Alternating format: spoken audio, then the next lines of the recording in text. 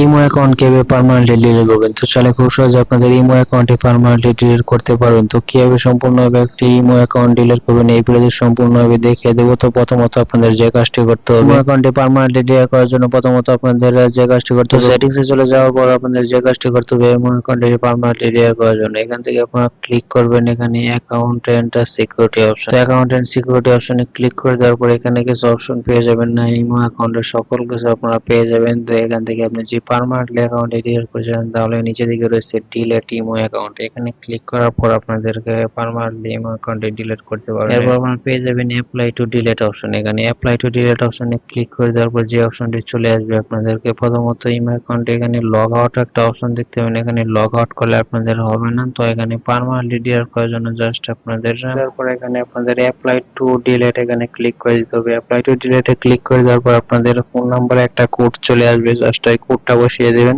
এরপর এখানে apply to delete অপশনে ক্লিক করে দেওয়ার পর আপনাদের ইমো অ্যাকাউন্টে পার্মানেন্টলি ডিলিট হয়ে যাবে। তারা অবশ্যই ভিডিও একটা লাইক করে দিন, ইউটিউব চ্যানেলটি সাবস্ক্রাইব করে রাখলে পরবর্তীতে আরো আকর্ষণীয় ভিডিও পেতে চ্যানেলটি সাবস্ক্রাইব করে রাখুন। সবাইকে ধন্যবাদ সম্পূর্ণ ভিডিও দেখার জন্য।